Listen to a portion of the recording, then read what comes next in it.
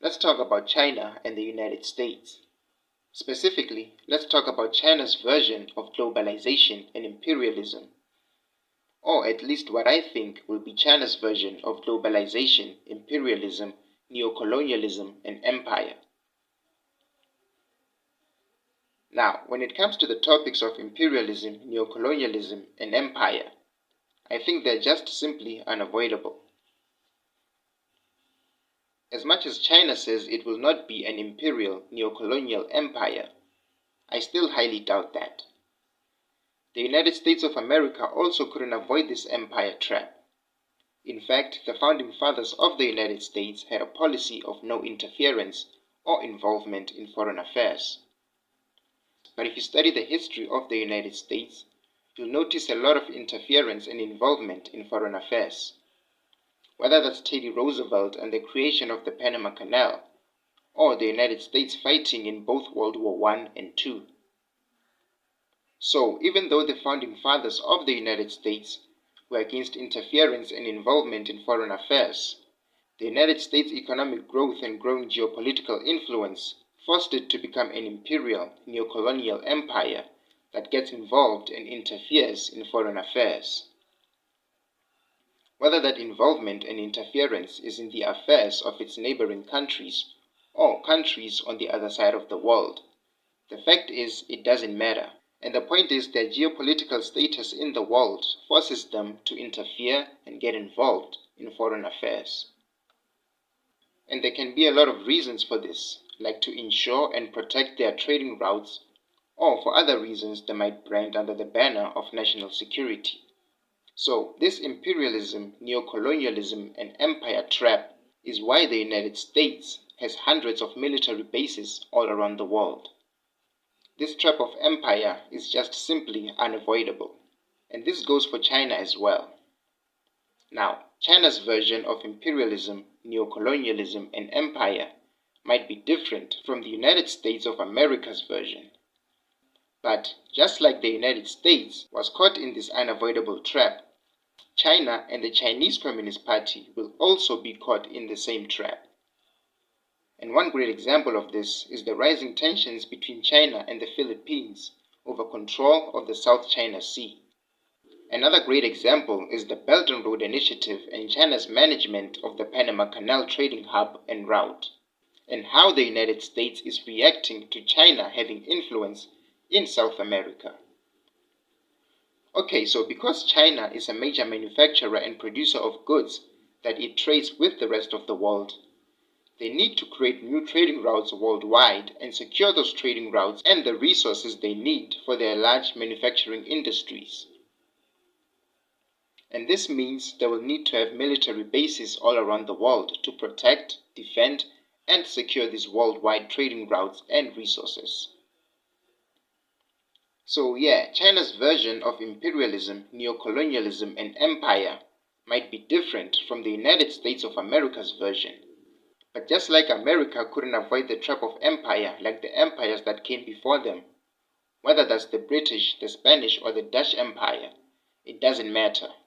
The point is, you can't become an empire without interfering in foreign affairs through imperialist or neocolonialist means. And the same goes for China and the Chinese Communist Party. These empire ambitions that China has will lead to an increase in tensions between them and the United States of America. And the United States is already implementing its China containment policy through its trade wars and foreign policies and alliances. And if this containment policy of the United States fails to stop China, there is a high probability that things could further escalate from a Cold War to a hot war between these two superpowers. So, if you look at this from China's perspective, you'll notice that they prefer to economically and technologically compete with the United States. They don't necessarily want to militarily compete with the United States. But if they don't have any other alternatives and the only option is war, then they'll just have to go to war with the United States. Now, whether China can defeat the United States in a hot war or not, I don't know. The only scenario I can think of where China defeats the United States in a hot war is if China builds unbelievably advanced weapons and systems that can outcompete and overwhelm the United States-made weapons and systems. Another option that increases China's chances in a war with the United States is if China can find a way to further divide, fragment, and disintegrate the American people and turn them against each other. If China can do this successfully, the end result of this will be Americans distrusting and fighting amongst themselves, and not against a foreign adversary. If China can successfully divide the American people, it can then conquer them because they will be fragmented and disintegrated. In fact, the United States will mostly divide and conquer itself while China sits in the shadows like a puppet master. So, this is just my opinion. It's not an official statement made by a think tank or military expert. And this opinion of mine only applies if China can maintain their own economy and their whole population. So, similarly to the people of the United States, the people of China can also be divided, fragmented, and disintegrated by economic or social issues in their own country. For example, if the United States government can find a way to contain and constrain China's economic growth, the end result of this containment will be a significant decline in the standard of living for many Chinese people. And as the economy continues to decline, there's a high probability that a lot of Chinese people will be unhappy about this. And this unhappiness and dissatisfaction will lead to protests against the Chinese Communist Party and the declining standards of living. These protests against the Chinese Communist Party will turn China's leadership against its own people, which will lead to a fragmented and disintegrated Chinese society. So, just like the United States, China can also be manipulated to divide and conquer itself, while the United States and its China containment policy sit in the shadows like a puppet master. So, economic decline and internal divisions are the biggest threats to both the Chinese and the United States' ambitions of being number one in the world. Now, the United States and China are extremely important to globalization and world stability. So, a United States of America versus China war has tremendous potential to not only divide, but to destabilize, disintegrate, and deindustrialize the world.